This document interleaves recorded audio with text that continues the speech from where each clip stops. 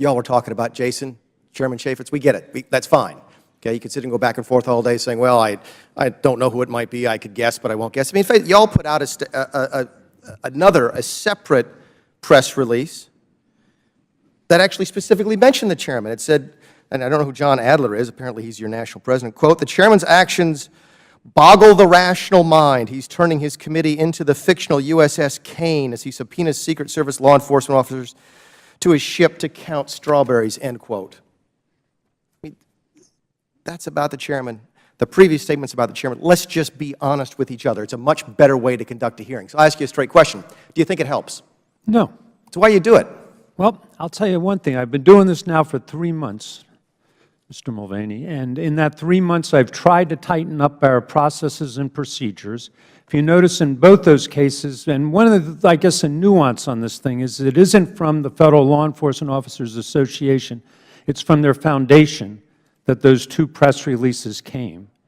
And that Mr. Adler had been a president of FLEOA. He went over to the foundation, which is the charitable arm of our organization.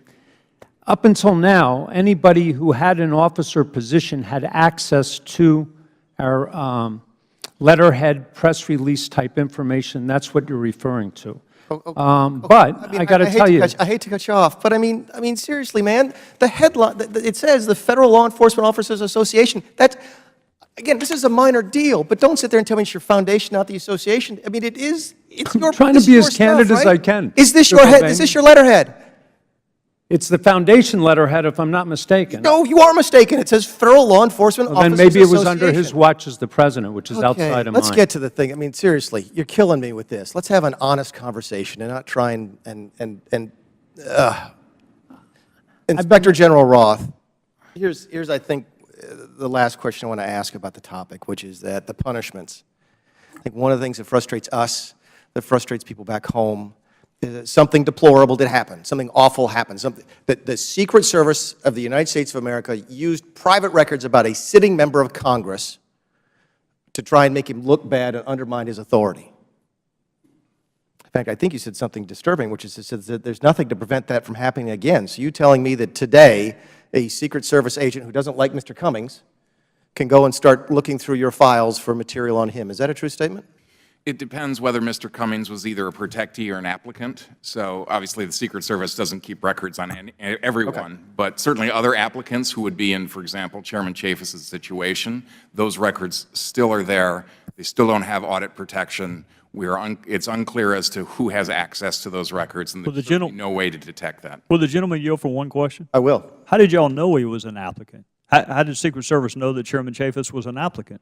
According to our investigation, someone decided to look it up in MCI. There was a single individual in a field office who just decided to look it up, and from there it sort of spread throughout the Secret Service. But to Mick's point, if you're going to run Chairman Chaffetz's name, you could run Ranking Member Cummings' name, you could run anyone's name.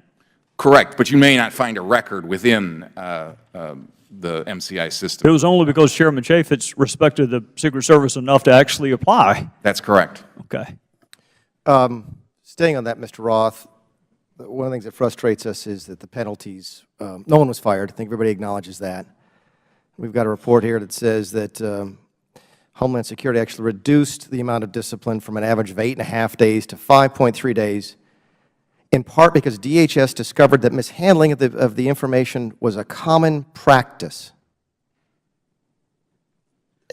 Since when is that an excuse? I mean, you had an assistant director who encouraged the release of this information, but part of the justification for not penalizing that person was that, oh, well, everybody did it. Really, is that the defense, Mr. Doherty? That this was so common that you all searched Mr. Cummings' records and mine or Mr. Gowdy's, that since everybody did it, it didn't deserve to be punishable? So, Mr. Mulvaney, first of all, let me correct a record. Okay, Secret Service individuals, employees cannot access those records now. They are limited. That's one of the things that we did change. Are you disagreeing with Mr. Roth, or are you guys just using different terms for different things? We're talking about what is in existence now versus what it was when they actually looked at us. But we have, in fact, Mr. Roth, this issue. Yes, no, maybe? That's certainly not our information at the time we did the audit.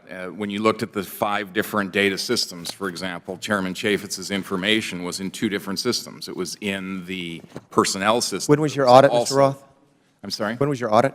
I think our field work was done, completed at the beginning of 2016. I He's don't saying you have the fixed it exact since date. then, Mr. Doherty? May I That's address correct. that, sir? Let me Sure, refer to my yeah. colleague here, Mr. Mulvaney. If it's been fixed, that's a good news, and we can move on. It's been fixed. Okay. Mr. Roth, do you mind taking another look at that I can again? expound upon that if you'd like. Certainly as part of our audit process, what we do is every 90 days, we take a look at what progress they've made, and we'll report on that. All right. Well, if that's one thing that comes to the hearing, that at least this can't happen again, maybe that's good news. I wish we could talk more about what your agents are going through, all of them, because it sounds like something that would universally frustrate all of us up here. We'd like to help, but unfortunately, we've got other stuff to deal with as well. Thank you, Mr. Chairman. Thank the gentleman. We'll recognize the gentleman from Missouri, Mr. Clay, for 5 minutes. Thank you, Mr. Chairman. And as we discussed